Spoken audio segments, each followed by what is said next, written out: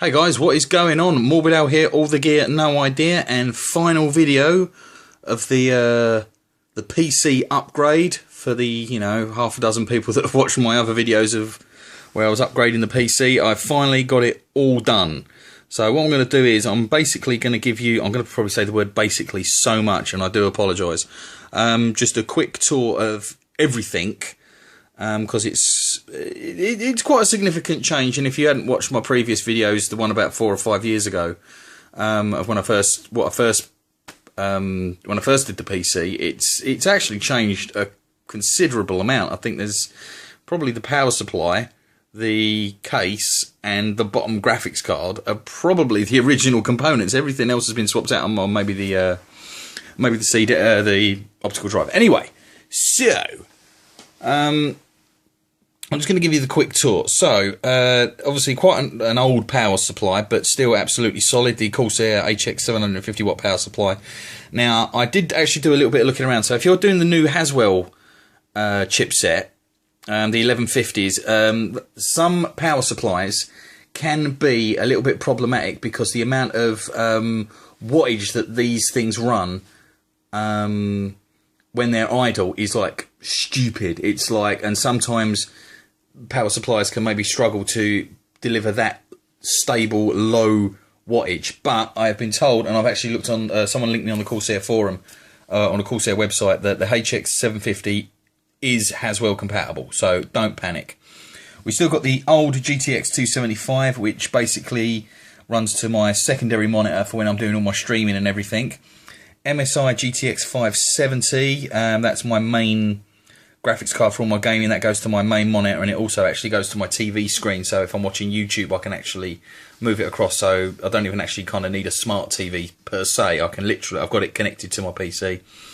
The Asus, is it the DX2 or the D2X? I can never remember, but the D2X sound card, so that's still in there. That still sounds the business. That does look really, no, I don't think that is actually dust. I think that's just the way the board is. No, it's pretty sure, but it does look a little bit dusty, but I've done what I can.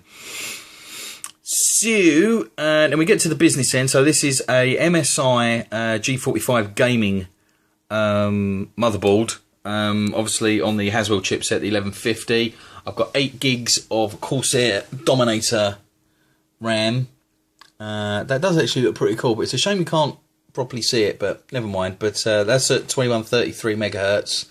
8 gigs of, I might maybe upgrade, I don't know. I know the RAM upgrades probably give you the least return, but I might maybe upgrade if a little bit of money comes my way. So obviously that's a 4770, I'll say obviously, but it's a 4770K processor under there. I've overclocked it to 4.4 gigs, which I know sounds a bit stupid, but I was actually quite disappointed that I could only get 4.4 gigs on water. Now, I'm not a brilliant overclocker, not by any stretch of the imagination. It's kind of, you sort your RAM timings, you sort out a few other bits and pieces, you tweak the voltage, and you turn the clocks up.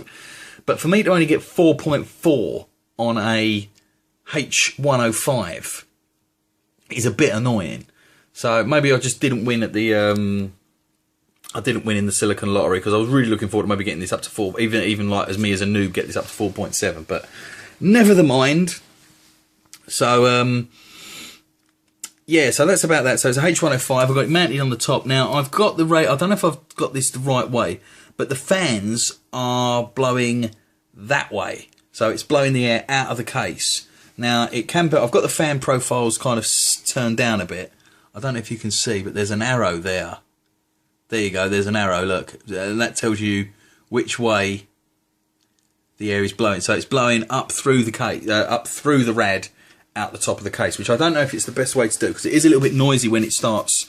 I actually have to turn the fan profiles down, because it can get a little bit noisy. So I'm not sure if anyone's like really good with water cooling, or if I'm just looking like a complete dickhead, and it's better to actually have it kind of going into the case. I think it actually said on the manual for it to be coming into the case, but I wasn't sure, because surely that would maybe generate a little bit more heat. And I've already got the side panel the side panel fans, there as intake to blow over the graphics card. So anyway, so I'm just chatting away. So There we go, a little bit of light. My 200 and... No, sorry, this is 128 gigabyte SSD boot drive.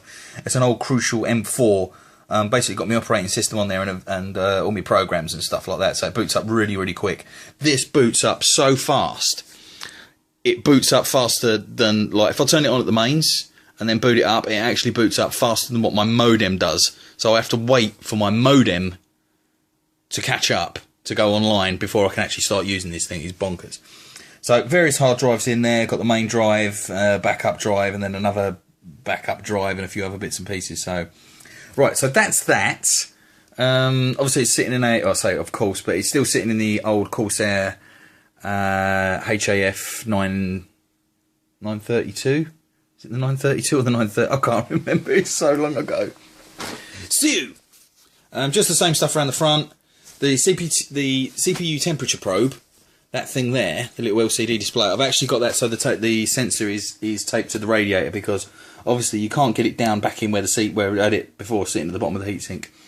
So obviously I can't get it in there. So I've literally, just for whimsy, I've taped it to the radiator so it gives me the temperature of the radiator. C'est la vie. Right, let's take you around the back. Oh god, look what the cables I've got to plug back in. Cable management around the back. Right, bear with us a moment. Not too bad, not pretty, but as I said, I'm not like into competitiveness and everything. I just want practicality and reasonable tidiness. So obviously you've got all the front panel stuff coming down. Where this motherboard hasn't got the front panel connections and not actually SATA. I unplugged the SATA cable off the front, but it's still got the USB still active and stuff like that. So you've got all that coming down, and that's all going in. Jesus Christ, how dusty does that look? I cleaned all this.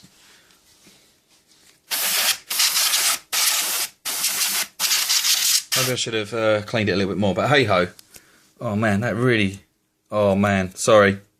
That is disgusting, even by my standards. I should have maybe, when I took the hard drives out, give them a proper clean. But anyway, there's all my hard drives. So SSD boot drive, my Seagate, I think that's my main drive. Oh, I don't even know what that one. I've got a 3 terabyte one and a 1 terabyte Western Digital Caviar Black. So anyway, all the cables around here, all the SATA cables coming across, blah blah blah, coming back. PCI cables are there. I'm kind of rushing through this because I'm actually embarrassed that I'm showing it to you because it looks so bad.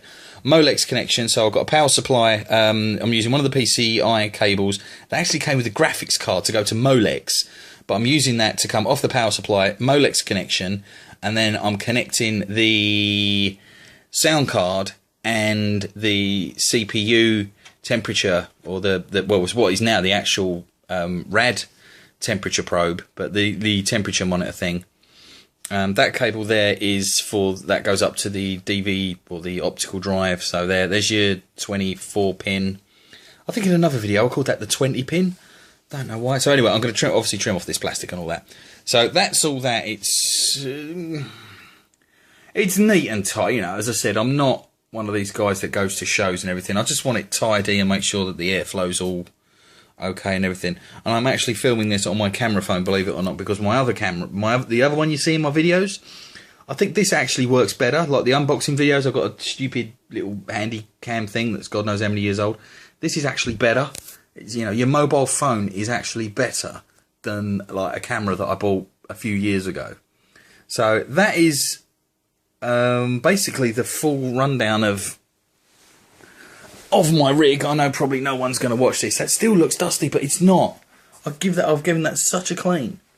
So that's the obviously that's the rad sitting in the top, so the air's coming up and out.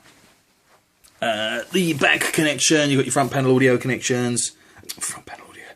Your basic input output, your PS2 plug, USB 2.0s, Toslink SP diff, VGA and VGA outputs, which obviously you don't use because you're using a dedicated graphics card.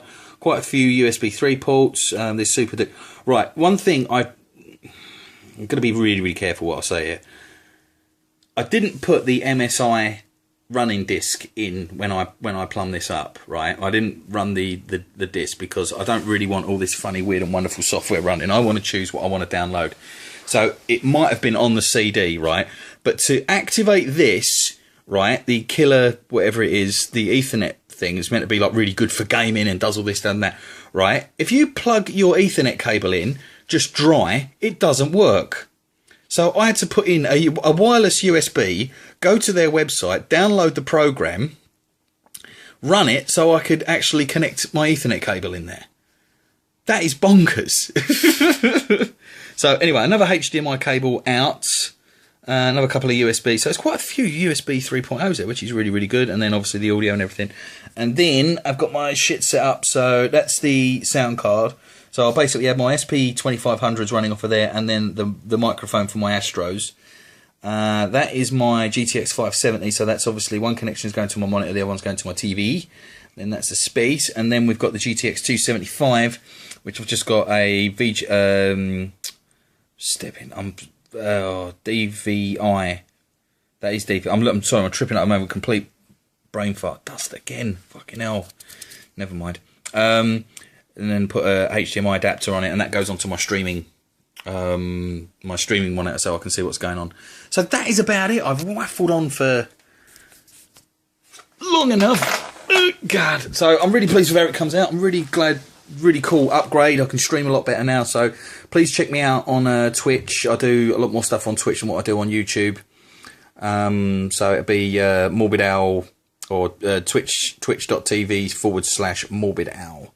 So pop along. So anyway, thanks for watching. I hope you liked the video. I hope it was informative, and maybe I showed a few of my newbie mistakes and stuff. But that is about the size of it. I'm going to plumb this all back in and then upload this to YouTube. So thank you very much. I'll see everyone later. Bye bye.